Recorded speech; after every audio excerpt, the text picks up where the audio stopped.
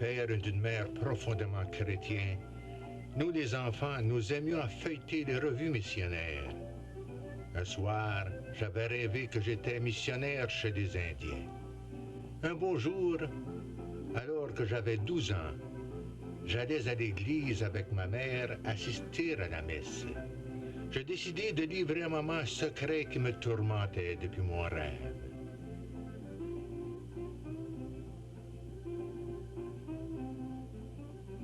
En route, je l'arrêtai soudain et lui dis « Maman, j'ai un secret à te dire. » « Mais quoi, dit-elle. Un jour, je voudrais être missionnaire chez les Indiens. Maman, toute surprise et ébahie, me dit « Nous allons à l'église, nous allons demander à Jésus de t'éclairer. »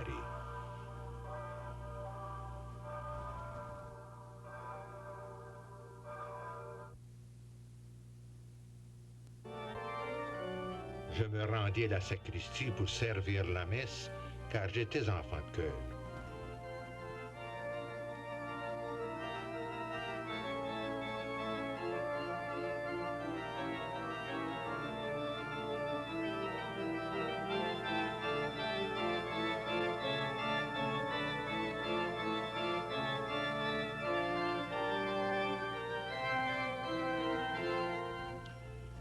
Ma mère a dû prier spécialement pour moi à cette messe.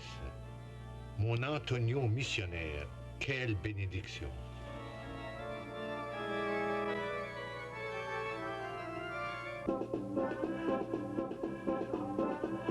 12 ans plus tard, mon rêve étant réalisé, j'étais missionnaire au blanc de Marie Immaculée. Et durant la belle saison d'été, je décidai de visiter les groupements d'Indiens échelonnés sur le lac des Bois en Ontario. De bonne heure ce jour-là, je partais en canot moteur pour accomplir cette randonnée missionnaire pleine de péripéties et de souvenirs inoubliables.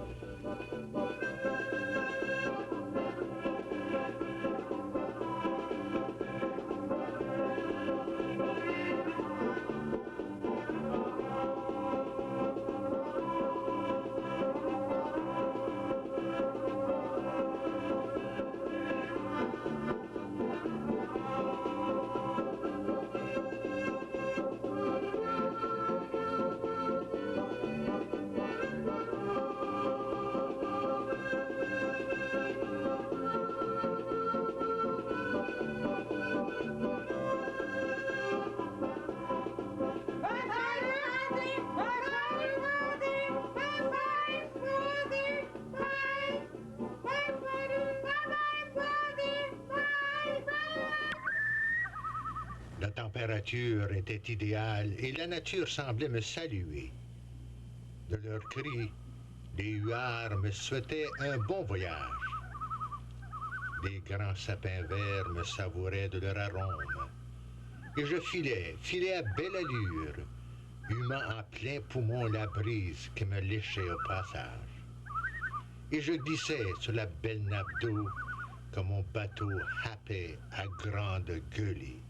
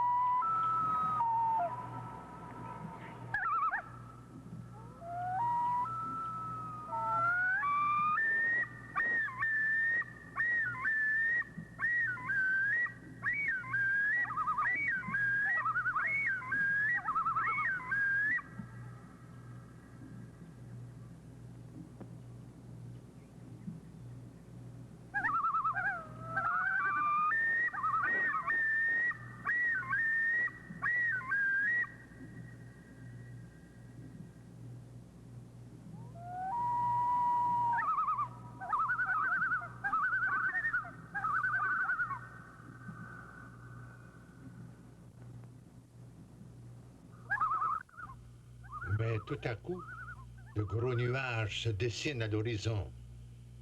Le ciel s'assombrit. Un vent violent s'élève. Et le tonnerre se met à gronder.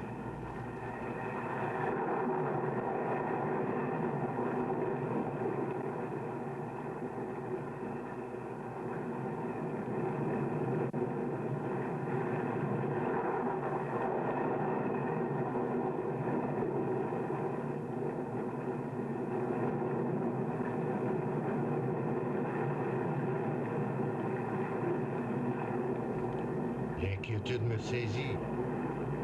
Pourrais-je me rendre sans encombre à ma destination?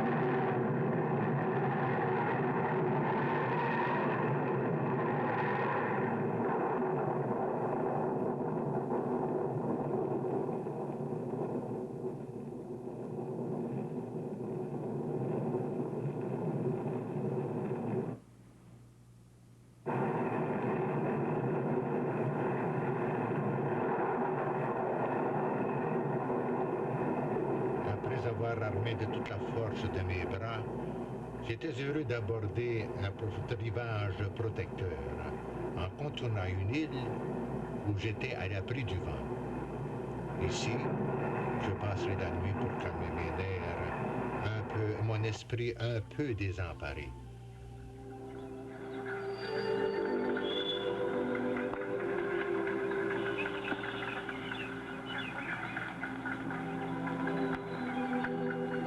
Mais sans que je m'en rende compte, les Indiens m'avaient vu sur le lac, ballotté par les vagues. Et à mon insu, deux d'entre eux, furtivement, voulurent se faire rassurer de mon sort et annoncer à leurs compagnons mon arrivée tout près de leur campement.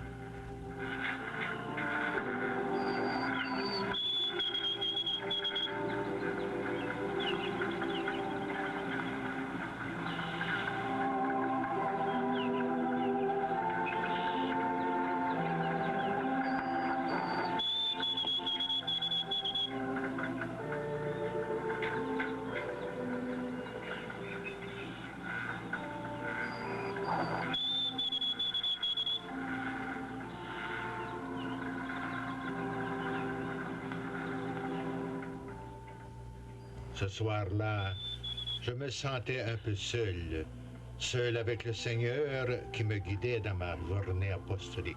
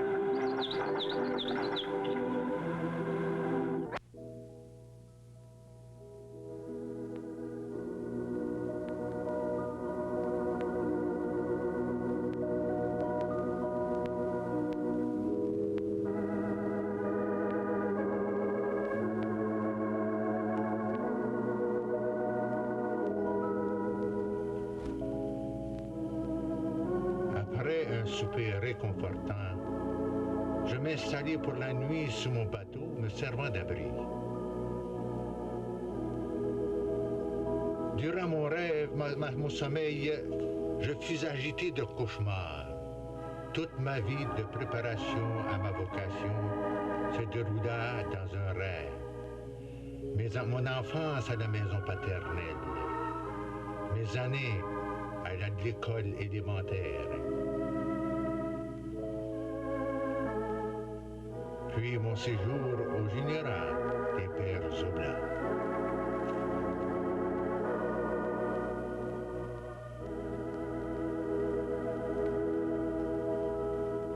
La réception de ma croix d'Oblats à l'occasion de mes vœux perpétuels.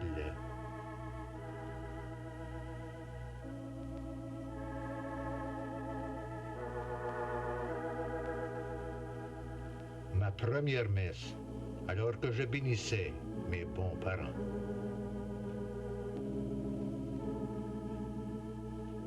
Mon bonheur au milieu des enfants indiens au pensionnat où je résidais.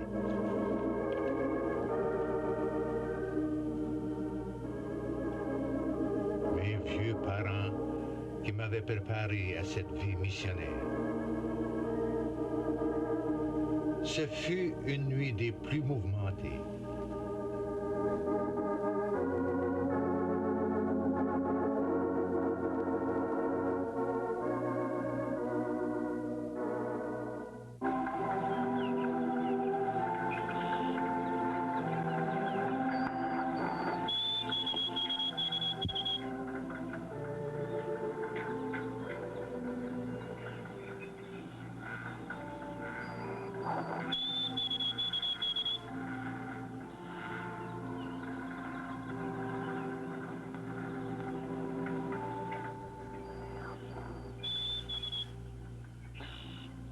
Puis, éveillé par sursaut, un beau lever du soleil m'avertissait que je devais confier cette journée au Seigneur pour qu'il me guide vers mes ouailles que j'avais à évangéliser.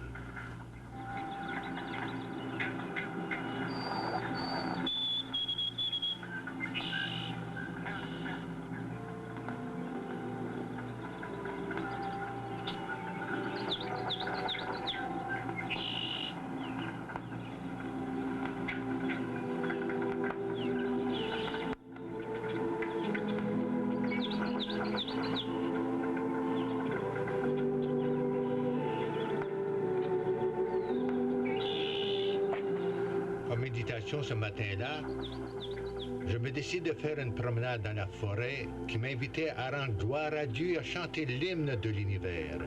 Cieux, bénissez le Seigneur. Oiseaux dans le ciel, la forêt, bénissez le Seigneur.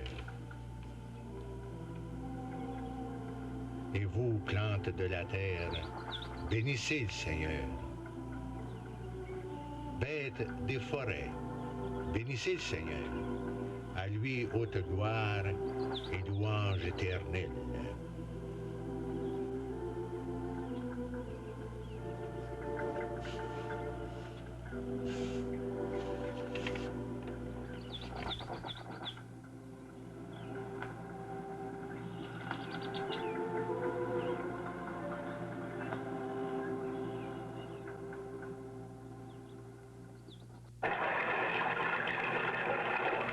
Source et fontaine, tout ce qui vit dans les eaux, bénissez le Seigneur.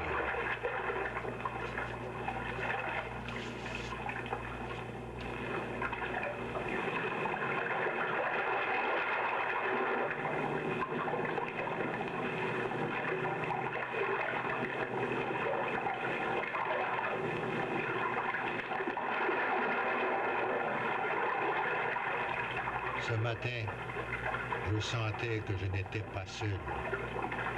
Le Seigneur m'accompagnait et m'adressait des paroles consolantes. Je t'ai vu hier ballotté par les vagues. Hier soir, je t'ai donné un beau coucher de soleil pour terminer ta journée.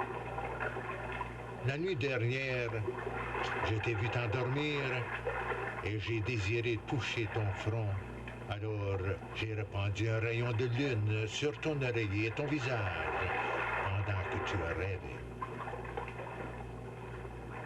Ce matin, tu t'es éveillé tard et parti pour aller bientôt visiter tes joueurs. Je veux te dire que je t'accompagne et que je t'aime. J'essaie de te le dire par le ciel bleu. Je le te crie dans les chutes qui ronronnent. Je te le murmure dans les feuilles des arbres et te le transpire dans la couleur des fleurs. Je donne aux oiseaux des chansons d'amour à chanter pour toi. Je t'habille de la chaleur du soleil et aromatise l'air du parfum de la nature. Mon amour pour toi est plus profond que l'océan est plus grand que le plus grand désir dans ta tête. Oh, si seulement tu savais comme je veux te parler et marcher avec toi. Nous pourrons consacrer des belles journées d'apostolat ensemble. Je sais que ton travail missionnaire est difficile, je le sais vraiment. Mais appelle-moi, demande-moi, parle-moi.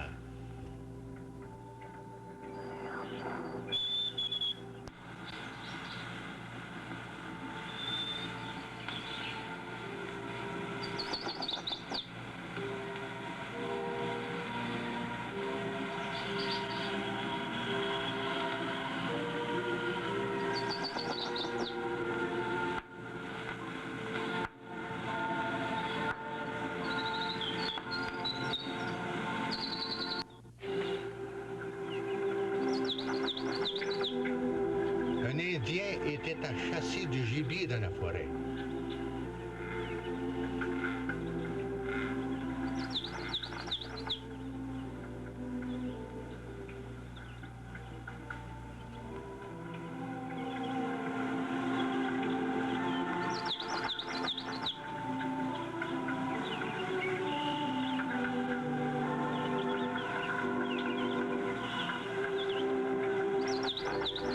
M'apercevant, il s'avance vers moi un peu surpris de ma présence.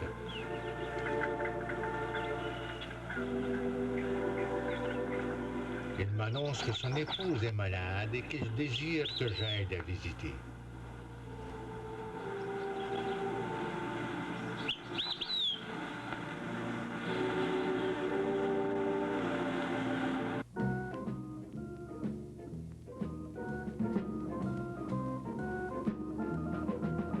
Seigneur, nous arrivons des quatre coins de l'horizon, nous voilà chez toi, Seigneur. Nous arrivons des quatre coins de l'horizon, dans ta maison.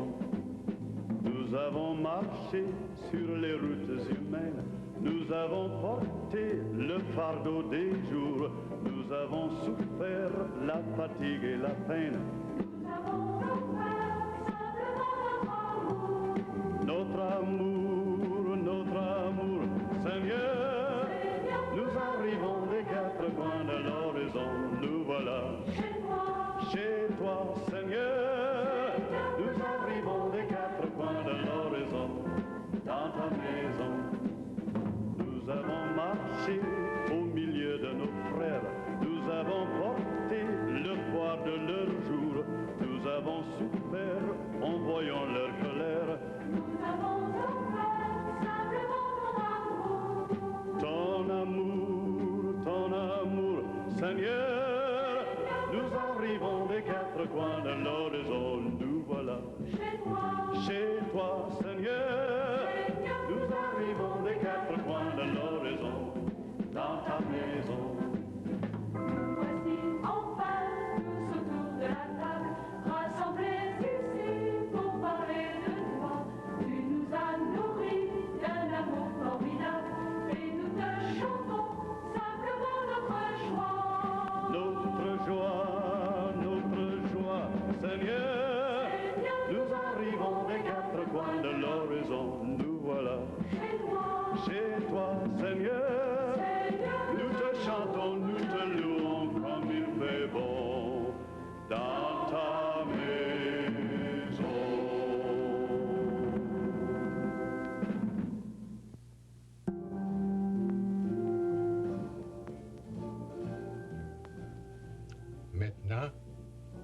C'est la leçon de catéchisme. Seigneur, quand je rencontre mon frère, que je croise son regard, pour que mon jugement reste dans ta lumière. Oh, donne-moi tes yeux, oh Jésus, oh, donne-moi tes yeux.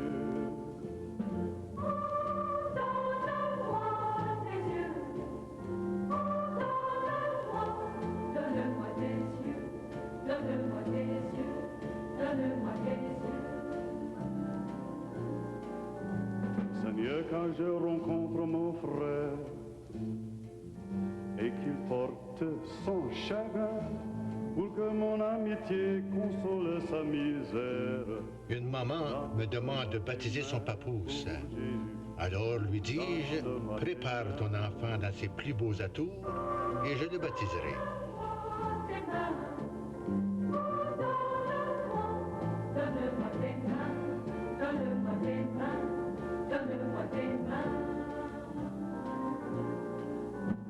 Seigneur, quand je rencontre la haine qui me barre le chemin, pour que mon cœur humain soit plus fort que ma peine. Oh, donne-moi ton cœur, oh Jésus, oh, donne-moi ton cœur.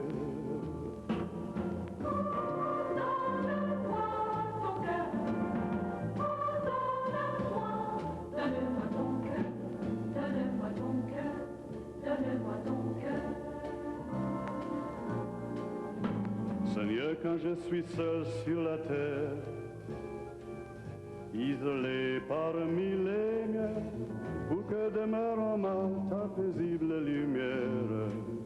Donne-moi ton amour, ô Jésus, donne-moi ton amour.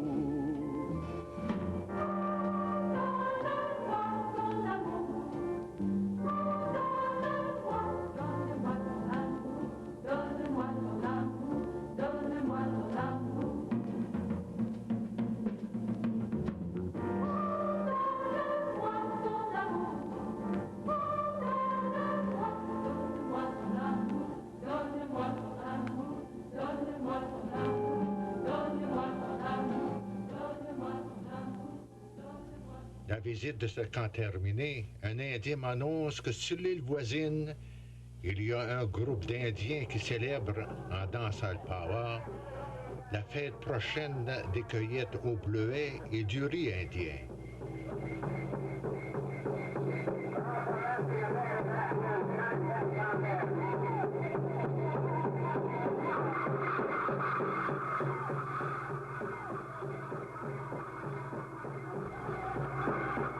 Il m'offre de me conduire à cette île et j'accepte.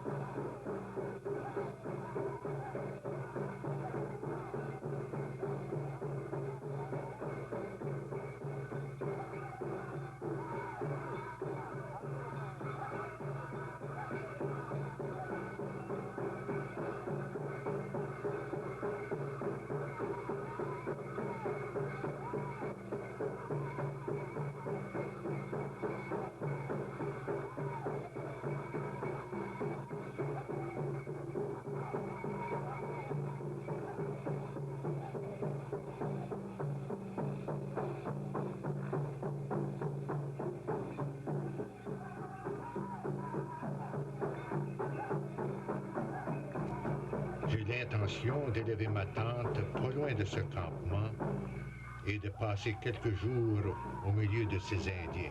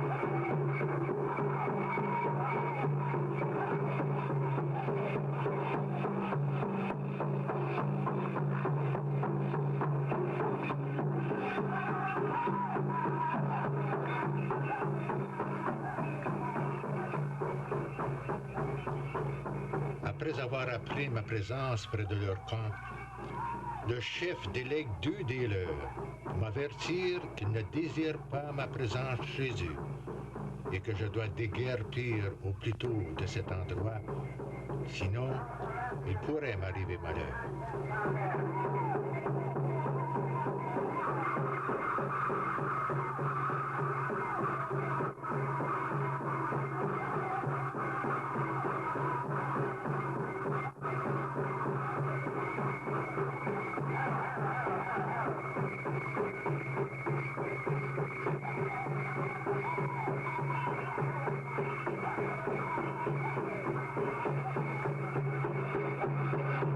Mission accomplie, le chef est satisfait.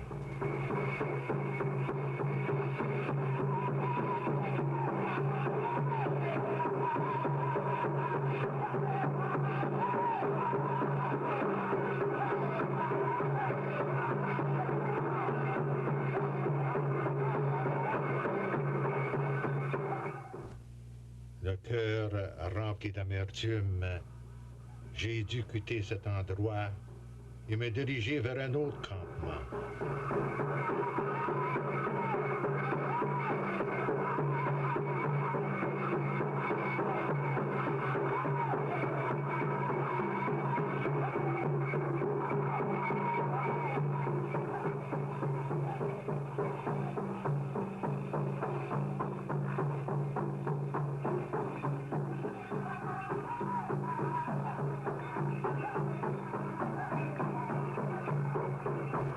Le Seigneur me disait, ça a l'air tellement triste, tellement seul. Ça me brise le cœur parce que je comprends. Mes amis aussi m'ont abandonné, m'ont blessé très souvent. Mais sois courageux, je te réserve de douces consolations.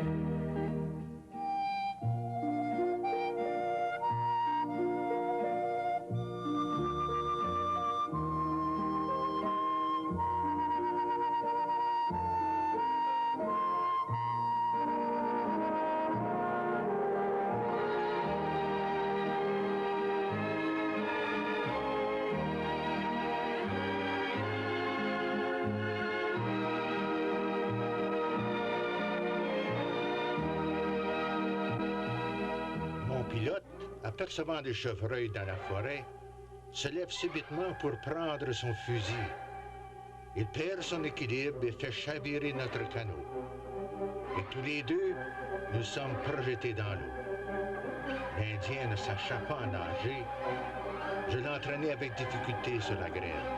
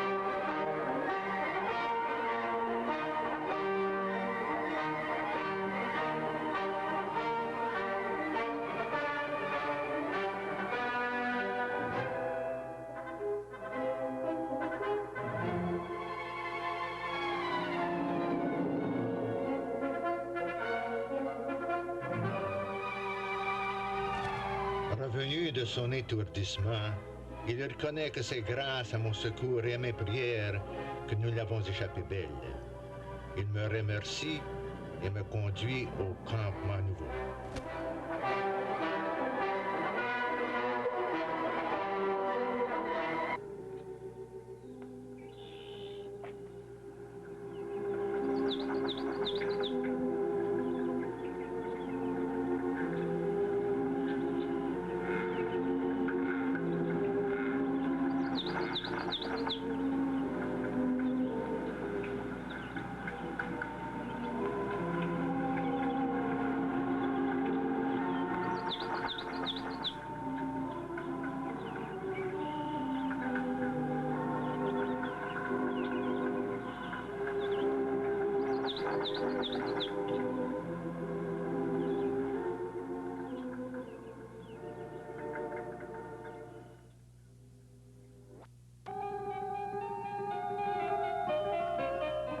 Cette visite m'a grandement encouragé, car les gens m'ont très bien reçu.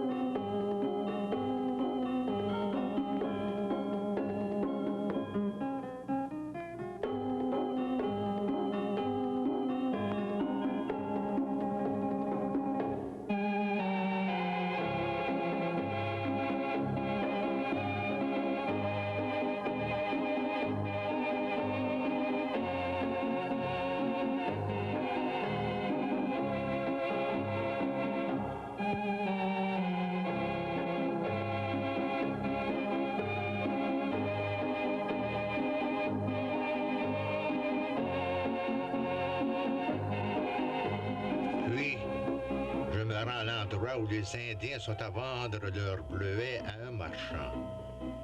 La cueillette des bleuets a été des plus fructueuses cette année-là.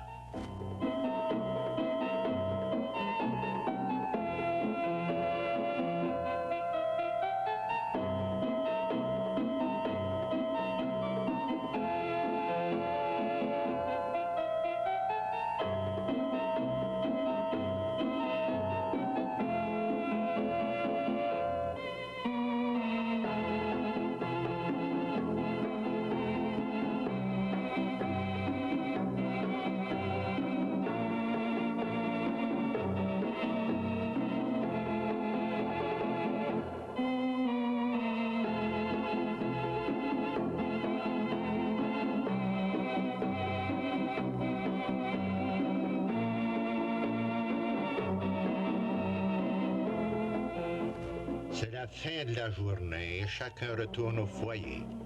Et moi, je me dirige vers une autre cueillette, la cueillette du riz indien, si populaire chez les Indiens.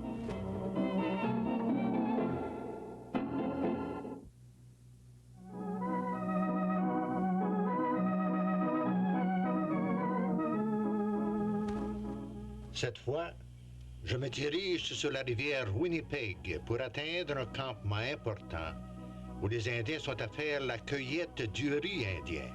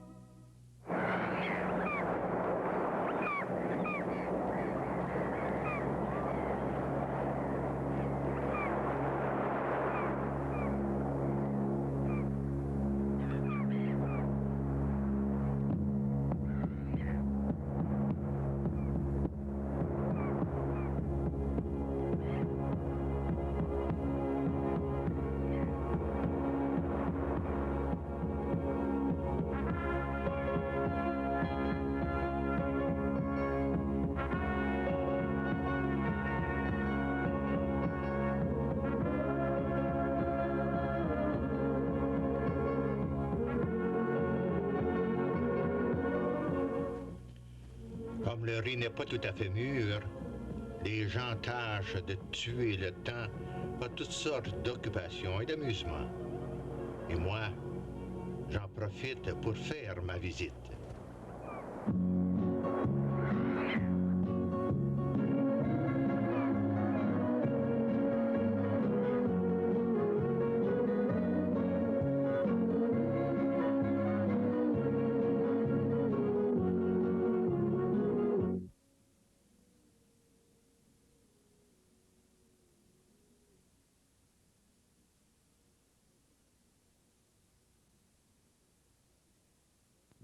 Pour se protéger du soleil, une femme se fait un abri avec des couvertures.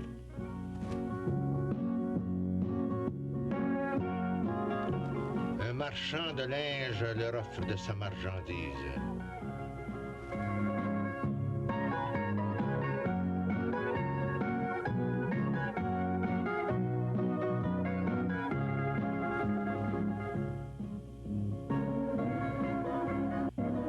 Elle offre au marchand le peu d'argent qu'elle possède.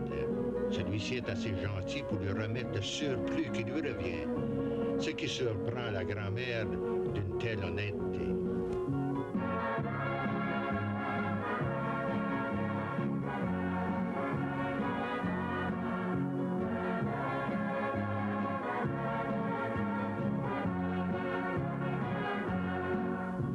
Et partout on flâne, espérant que le riz sera bientôt mûr.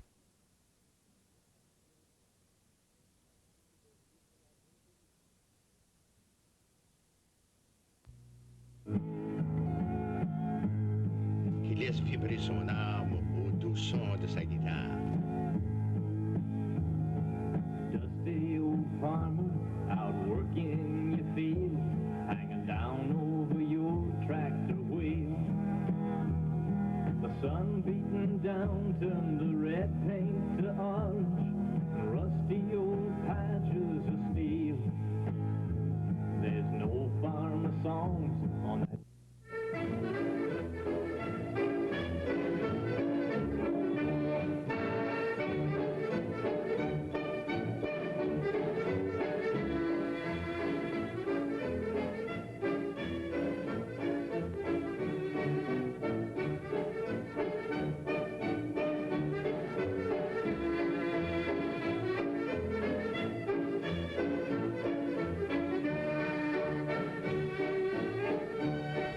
Les dames en profitent pour faire leur lavage quotidien.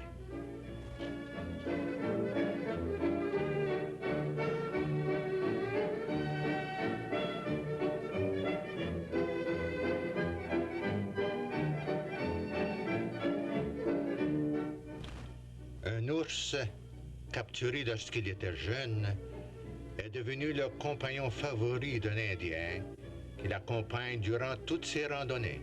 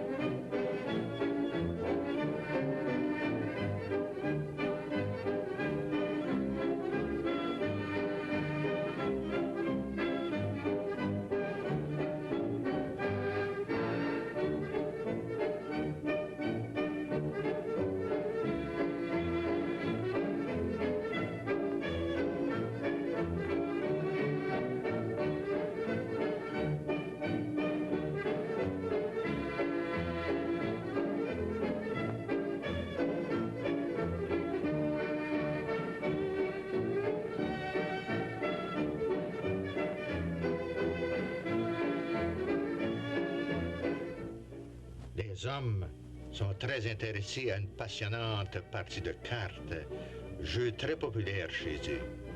Quelquefois même, c'est un jeu à l'argent.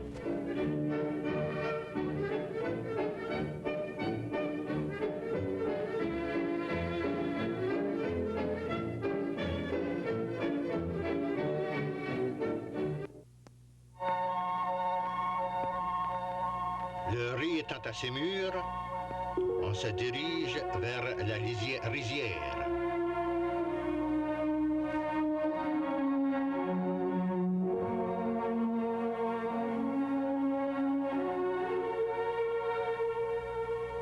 Voici la rizière. Le riz pousse dans l'eau. Le niveau de l'eau est très important pour que le riz parvienne à maturité. Si le niveau de l'eau est trop élevé, les épis sont noyés. Et si le niveau de l'eau est trop bas, les tiges du riz sont cassées par le vent et c'est une perte totale.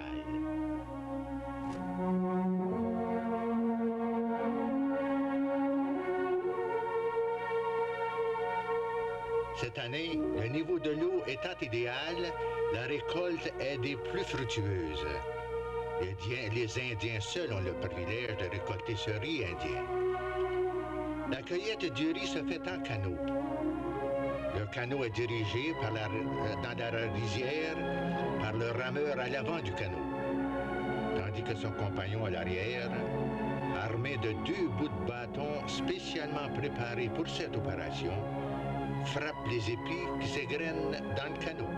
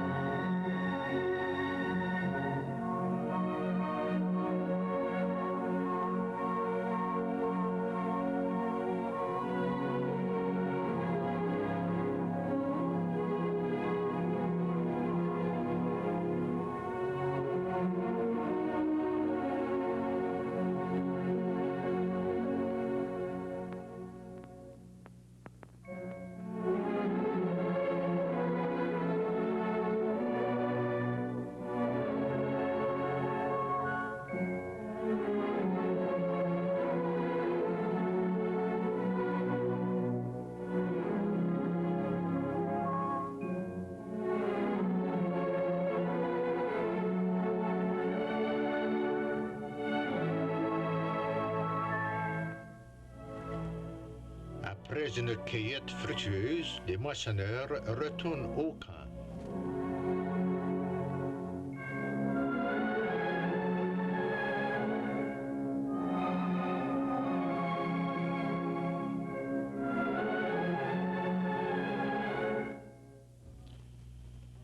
Je suis heureux de les féliciter et m'empresse d'examiner leur cueillette.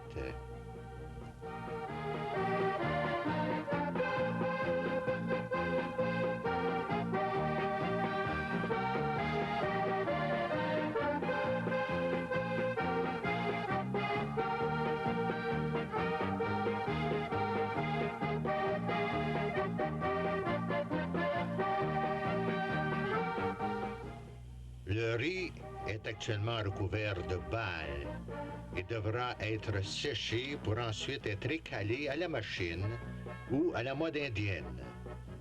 Le riz est vendu à des marchands et quand la récolte est bonne, les Indiens jouissent de bons salaires. Mais ils s'en réservent une partie pour leur usage personnel.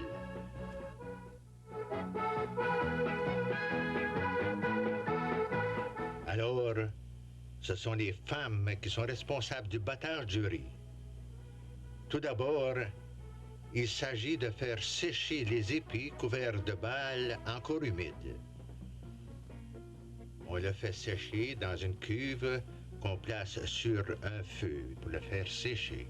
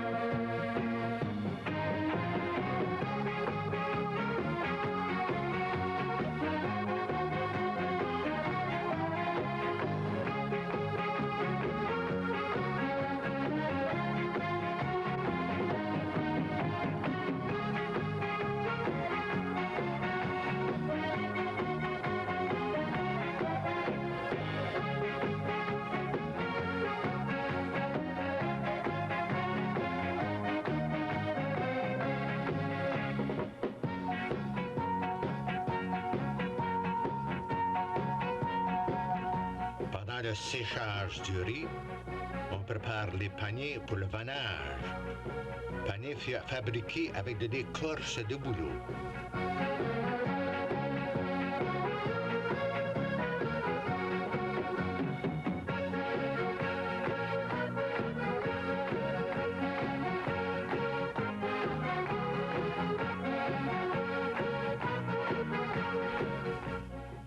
Puis, c'est le battage à la mode indienne.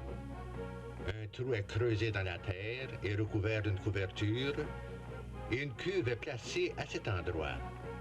La femme, chaussée de mossés mocassins, tout en chantant, danse sur le riz pour les grenets.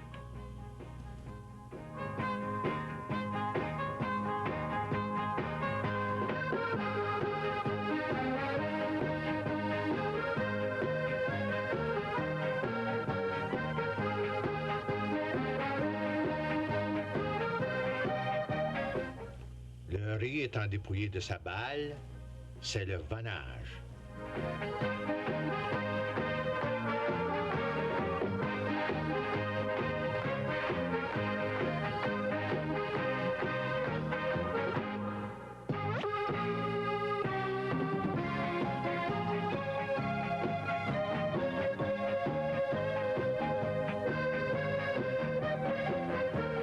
Voici du riz bâti, prêt à la consommation. Contrairement à notre riz qui est blanc, le riz indien est noir et d'une longueur d'un épi d'avoine. Ce riz sert à farcir le canard sauvage ou le poulet ou autre sorte de viande. Les Indiennes aiment à faire gonfler le riz dans une poêle bien graissée.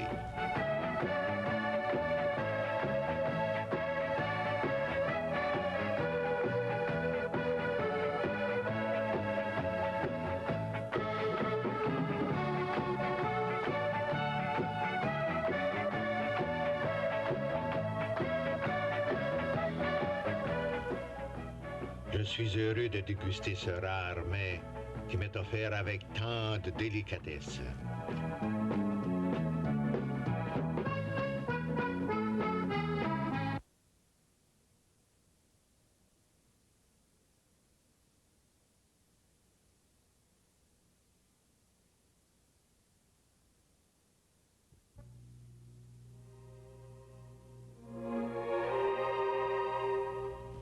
L'hiver s'annonce. Je dois retourner à ma résidence, heureux d'avoir fait de consolantes visites chez des Indiens.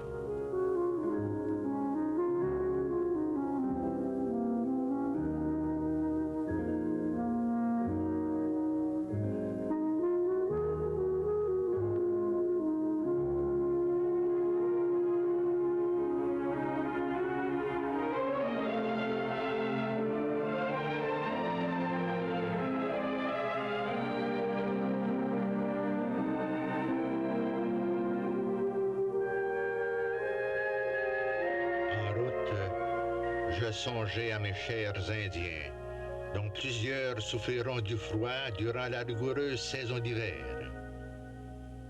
Tout en retournant chez moi à pied, j'espérais rencontrer un bon Samaritain pour me transporter à mon logis.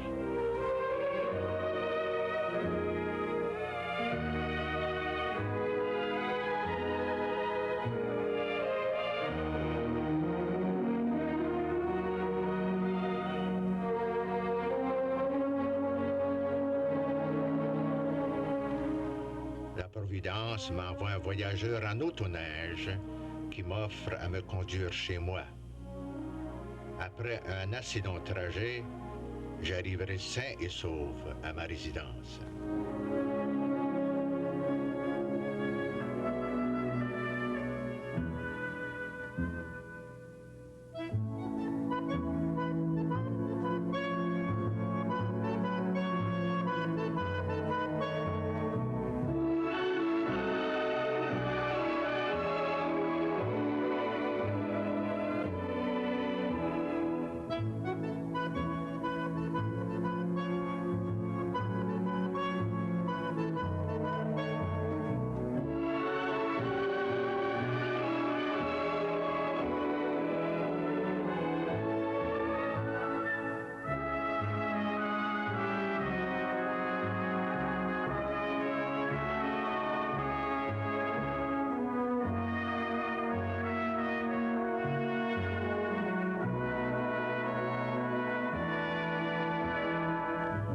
les enfants, m'apercevant et heureux de mon retour, accourent à ma rencontre.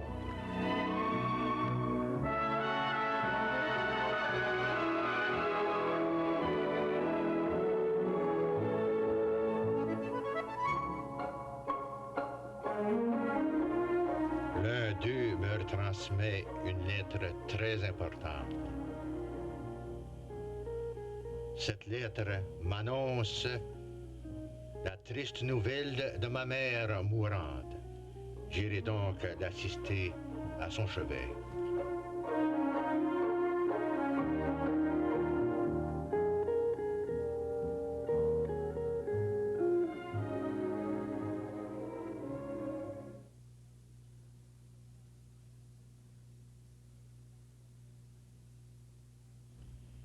J'ai dû partir au plus tôt par train.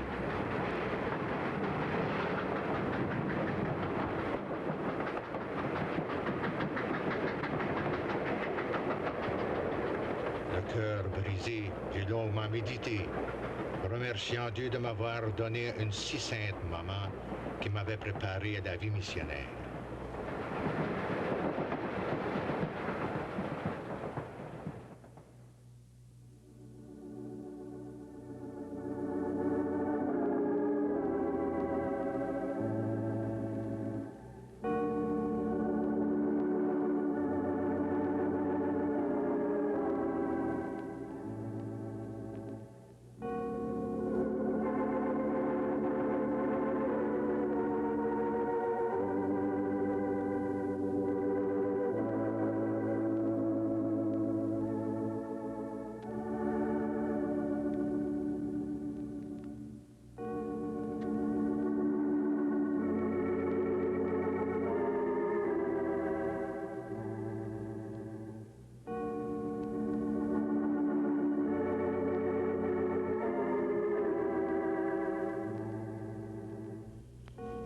Ma mère m'attendait avant de donner son âme à Dieu.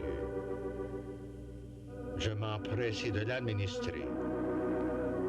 Puis, elle s'est éteinte comme une chandelle, remettant son âme à Dieu.